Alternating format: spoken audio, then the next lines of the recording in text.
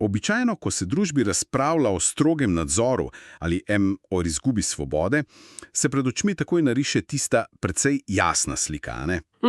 Tista zgodovinsko pogojena s tistimi klasičnimi filmskimi prizori tiranije. Točno. Temne ulice, stroge uniforme, odsekani ukazi. Ja. Pač od moči se nekako pričakuje, da bo groba, da bo vidna in da bo v bistvu precej dobesedno bolela. Ljudje so navajeni, da avtoriteto prepoznajo po tem, kako glasno vpije. In prav ta predstava o nasilni avtoriteti je tisto, kar nas pušča popolnoma slepe za moderne oblike nadzora. Mislim, pri klasični tiraniji je namreč konflikt izjemno jasen in ga je mogoče takoj prepoznati. Ker veš, kdo je nasprotnik. Tako je, obstaja jasen trk med tistim, ki z orožjem ukazuje, in tistim, ki se mora podrediti. Meja med zatiralcem in zatirenim je ostro začrtana, kar pomeni, da je upor, saj v psihološkem smislu, povsem naravna in logična reakcija. Toda danes pod drobnogled jemljamo nekaj, kar to klasično podobo moči in nadzora popolnoma postavi na glavo. V tej naši poglobljeni analizi virov se namreč posvečamo izjemno provokativni, ostri knjigi avtorja Mihaela Bellisa. In naša misija za to zvočno raziskovanje je razčleniti koncept, ki ga avtor v jedru svojega dela imenuje pasivna prijazna agresija slovenske državne uprave. Ali krajše? PFE. Ok, razčlenimo tole. Bellis namreč trdi, da sodobnim vladam, če želijo doseči popolno poslušnost, sploh niso več potrebni tiranija, grožnje ali grobo nasilje. Namesto tega potrebujejo zgolj vrhunske strokovnjake za odnose z javnostmi, pastelne barve na spletnih straneh in armado uradnikov. To ni zgolj neka filozofska ali abstraktna kritika družbe, temveč izjemno specifična in strukturirana diagnoza državnega aparata. Bellis namreč to novo obliko vladanja analizira skozi tisto, kar sam imenuje matrika 17+3. Koncept, ki je v bistvu fascinanten zaradi svoje operativne natančnosti. Res je. Avtor razčlenjuje 17 ministerstev, katerih naloga je, da skozi neskončno birokracijo operativno izvajajo globalne agende. Potem pa so tu še 3 ključni amortizatorji oziroma blažilci upora. Ministrstvo za finance, Ministrstvo za notranje zadeve in Urad vlade za komuniciranje. Znan kot UKOM, ne? Tako je. Vloga teh 3 amortizatorjev je izjemno specifična. Če prav razumem, oni ne izvajajo nujno politik, ampak skrbijo, da se sistem obdrži, ko gredo stvari narobe. Natančneje rečeno, njihova funkcija je nevtralizacija kakršnegakoli civilnega upora, še preden se ta sploh dobro oblikuje. Finance recimo diskretno zaprejo pipo za financiranje kritičnih iniciativ, notranje zadeve ustvarjajo pravne labirinte, ki otežujejo organizacijo. UKOM pa vse skupaj medijsko preokviri tako, da je vsak kritik videti kot nerazumnež, ki nasprotuje napredku. Točno to. Kar knjiga tu dejansko diagnosticira, je prehod v stanje, ki ga avtor poimenuje totalitarizem z nasmehom. Totalitarizem z nasmehom. To je izraz, ki o prebiranju vzbuja precej nelagodja. Kako pa v praksi sploh deluje ta mehanizem? Mislim, če nekaj na zunaj izgleda kot iskrena, prijazna skrb ali kot pomoč. Agresija se v bistvu skriva v sami strukturi postopkov in v tistem psihološkem izčrpavanju posameznika. Bellis zelo podrobno opisuje ustvarjanje tako imenovanega birokratskega labirinta. To so tisti sistemi, ki se v javnosti vedno prodajajo pod sloganom v dobro državljana, ne? Ja. Na zunaj te inštitucije kažejo popolno, skoraj do osladno pripravljenost na pomoč. V praksi, ko pa človek resnično nekaj potrebuje, pa se vzpostavijo popolnoma neprehodne administrativne ovire. Ko posameznik išče pravico ali informacijo, ne naleti na zaprta vrata ali kričanje uradnika. Ker kričanje bi pomenilo, da se ima človek proti čemur boriti. Namesto tega naleti na vljudne, avtomatizirane dopise, sistem posameznika ne zavrne grobo, temveč ga preprosto izčrpa s politično korektno neodzivnostjo. Dokler človek preprosto ne obupa, ena od taktik, ki izjemno dobro ponazori to izčrpavanje in je v viru zelo močno izpostavljena, se imenuje paraliza z analizo. Odličen primer. To se zgodi, ko v družbi izbruhne resen problem, ki bi zahteval takojšnjo ukrepanje, in kaj stori država kot najprijaznejšo možno metodo zavlačevanja? ustanovi delovno skupino. Ja, zberejo 12 strokovnjakov. Ustanovijo medresorsko komisijo z enim samim neizrečenim ciljem, da bi problem skozi neskončne seje in pripravo 200 stranskih poročil počasi potiho ugasnil daleč stran od oči javnosti. In javnost se pomiri, ker se neki strokovnjaki s tem ukvarjajo, v resnici pa se ne spremeni popolnoma nič. Kar je pri tej paralizi ključno, je to, da država ohrani videz proaktivnosti. Še ena plast tega mehanizma pa je tisto, kar knjiga poimenuje etični ščit ali moralno vzvišeno signaliziranje vrlin. To je morda najmočnejše orožje prijazne agresije. Absolutno.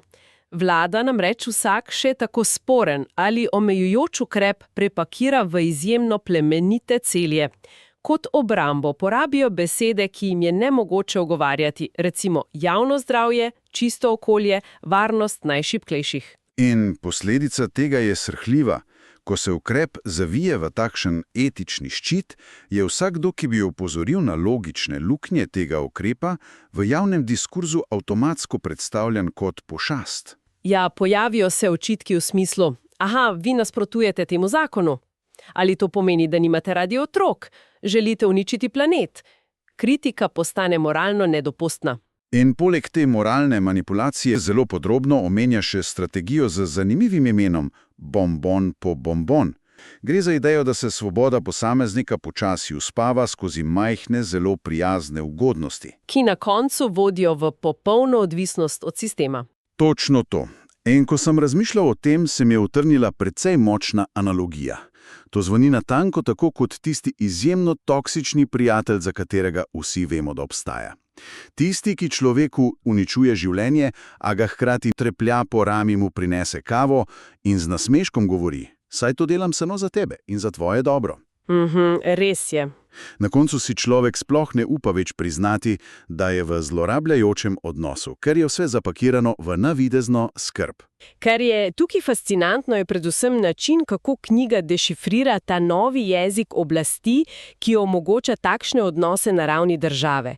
Jezik je namreč prvo bojišče. Avtor poudarja, kako se evfemizmi danes uporabljajo za popolno sterilizacijo vsakega konflikta. Besede izgubijo svojo ostrino. Tako je, namesto da bi pristojni javno govorili o krčenju pravic, poslušamo dolge govore o optimizaciji procesov in racionalizaciji virov. Namesto besede prisila, ki bi sprožila alarm, poslušamo o spodbujanju odgovornega vedenja. In Baylis opozarja, da to ni le kozmetični popravek. To je premišljena strategija. Z njo se ljudem dobesedno ukrade besedišče, s katerim bi lahko artikulirali krivico in izrazili jezo. Mislim, če nekaj poimenujemo optimizacija, proti čemur naj bi se sploh protestiralo? Natančno tako. Res je težko organizirati upor proti nečemu, kar se imenuje povečanje učinkovitosti. Ampak če pustimo teorijo jezika ob strani in se premaknemo k najočitnejšemu orodju te matrice, k tehnologiji in prisilni digitalizaciji, tukaj pod drobnogled vzame Ministrstvo za javno upravo in Ministrstvo za digitalno preobrazbo. Če je besedišče prvi korak, je tehnologija tisti dokončni kletkasti mehanizem. Zelo dobro povedano. Avtor tu uvaja koncept, ki se imenuje TNA, oziroma temeljna nadzorna arhitektura. Ne gre za to, da bi nekdo postavil kamere na vsak vogal v slogu distopičnih romanov. TNA je nevidna, digitalna mreža, vgrajena v vsako javno storitev.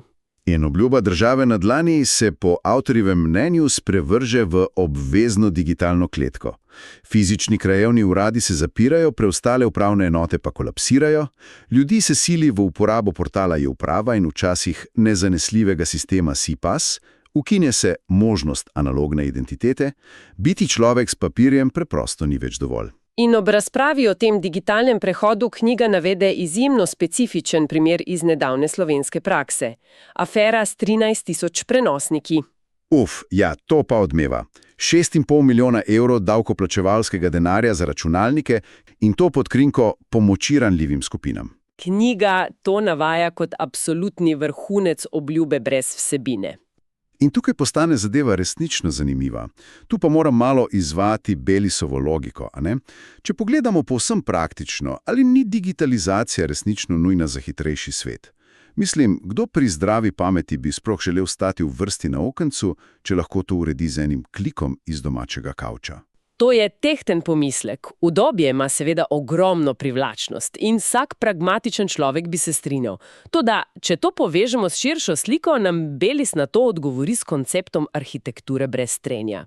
Ugodje je zgolj vaba. Kako to misli? Ljudje smo biološko programirani, da izbiramo pot najmanjšega odpora. Sistem to ve. Vse, kar je v soglasju z državno agendo, postane izjemno preprosto in nagrajeno z udobjem. Vse, kar bi odstopalo, recimo želja po analogni potrditvi, pa postane namenjeno zapleteno in birokratsko mučno.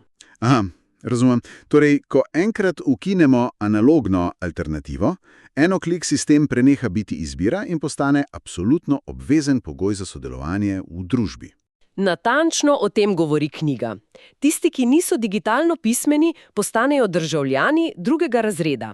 Kar pa je še bolj srhljivo, je prenos moči odločanja z ljudi na algoritme. Stroj enostavno izvrže kodo napake in s tem se razprava konča. Ta prehod k hladnemu algoritmu pa nas pripelje do najbolj bolečega področja. Kako se ta tehnokratski, brezčutni pristop prenese na zdravje in socialno varnost? Ministrstvo za zdravje in usmiljeno zanemarjanje. Ta koncept usmiljenega zanemarjanja zadene v bistvo prijazne agresije. Sistem ljudem obljublja dostopnost in uvaja digitalno optimizacijo, recimo portal Zvem. Sporočilo je: skrbimo za vas. V resnici pa so bolniki zaradi neskončnih vrst de facto izrinjeni iz sistema. Stiska se pretvori v digitalen podatek. Namesto sočutnega zdravljenja se bolniku prijazno ponudi možnost, da lahko preko aplikacije v realnem času spremlja, kako dolgo bo še moral čakati na pregled. Absurdno. Ja, in knjiga kot vrhunec absurda izpostavi tiste ambulante za neopredeljene, kjer državljana namesto osebnega zdravnika pričaka dobesedno ladijski kontejner pred zdravstvenim domom in vsakič drug obraz. To je brutalen preskok k industrijskemu obratu za paciente. In pri sociali, pri Ministrstvu za delo, je zadeva precej podobna. Tam vir uporabi izraz paternalistična razlastitev dostojanstva. Država namreč pogojuje golo preživetje ljudi z absurdnimi zahtevami. Bellis kot primer navaja visoko usposobljene strokovnjake s 30-letnimi izkušnjami, ki so zaradi stiske prisiljeni obiskovati ponižujoče tečaje pisanja življenjepisov. Čeprav rabijo zgolj premostitvena sredstva.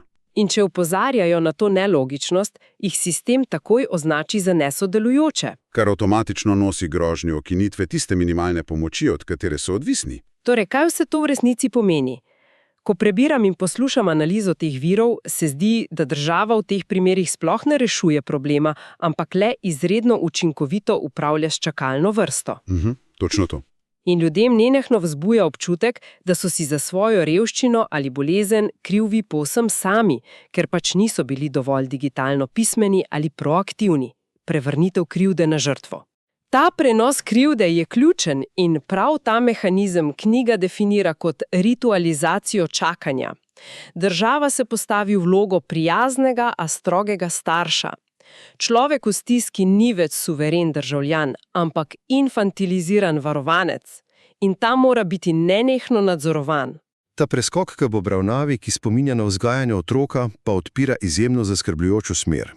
Če država odraslju vlada preko ugodja in čakalnih vrst, kako sistem po mnenju avtorja pripravlja teren za prihodnje generacije? Tu raziskovanje prejede na Ministrstvo za izobraževanje in na pedagoško-plinsko svetilčenje oziroma gaslighting. To je morda najbolj radikalen del Bellisove analize. Pod obljubo uvajanja sodobnih kompetenc se v šole neverjetno agresivno vsiljujejo pametne naprave. Uporaba tablic že v 1. razredu, ob popolnem ignoriranju znanstvenih opozoril nevroznanstvene stroke o škodljivosti zaslonov za razvoj otroških možganov. In kar je šokantno, je to, kako sistem obravnava tiste, ki temu oporekajo. Šola se iz prostora objektivnega znanja spreminja v prostor ideološke indoktrinacije. Starši, ki izrazijo legitimen dvom o buljenju v zaslone, so strani sistema zelo hitro označeni za nazadnjaške. To odpira pomembno vprašanje o mejah vpliva države na družino. Knjiga opozarja na zniževanje intelektualnih standardov in prenos vzgojne vloge iz intimnega doma neposredno na birokratski aparat. Ob tem pa Bellis omeni še en izjemno zlovešč mehanizem, dinamični izbris kolektivnega spomina oziroma real-time gaslighting. Ah ja, z ekskluzivno digitalizacijo učnega gradiva se odpira tehnična možnost, da se definicije in digitalni članki v realnem času spreminjajo in popravljajo za nazaj, a ne? Da se podpre uradna resnica, brez sledi prečrtanega besedila. Tako je. Zgodovina se prilagaja iz dneva v dan. Moram pa priznati, da tu čutim potrebo po kritičnem razmisleku. Knjiga tu zavzema res ostro, neizprostno stališče. A si človek vendarle ne bi mislil, da je digitalna pismenost preprosto nujna za obstajanje na trgu dela? Avtor pa to vidi skoraj kot namerno pranje možganov. Ali ni to precejšen ekstrem v interpretaciji? Z vidika avtorja glavni problem sploh ne tiči v tehnologiji sami kot nevtralnem orodju.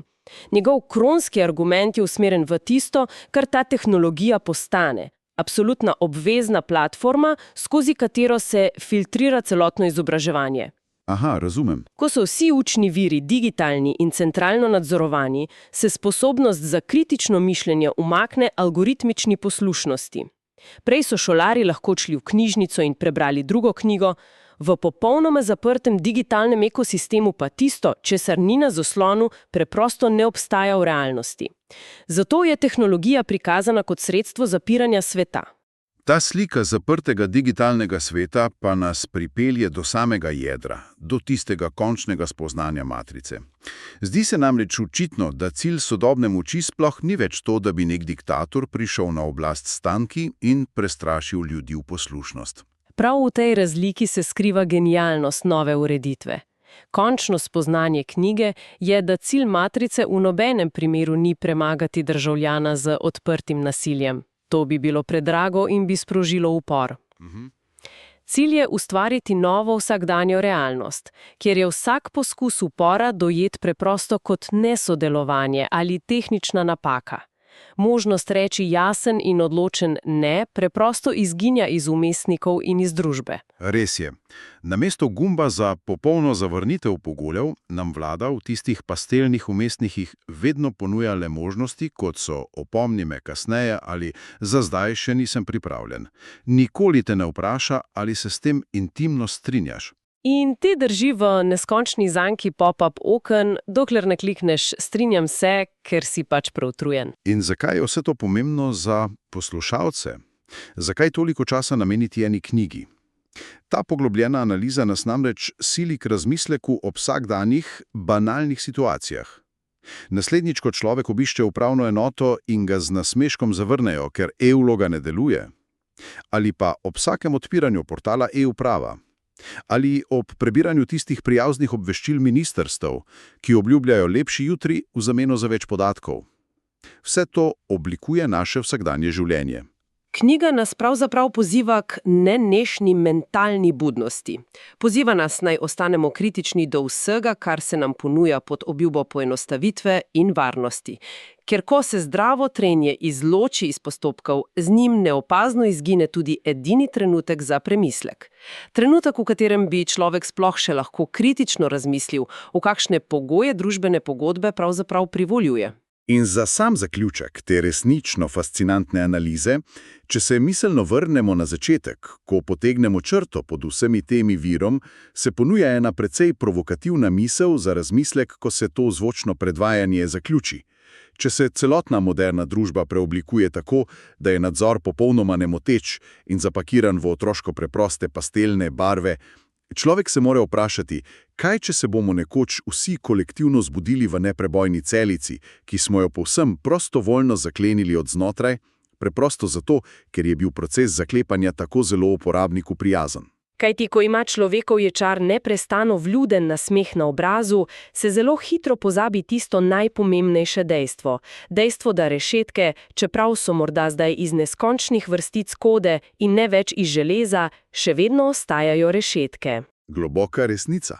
In morda prav zaradi tega očitno ne napovedujejo več glasne sirene in vpitje na ulicah.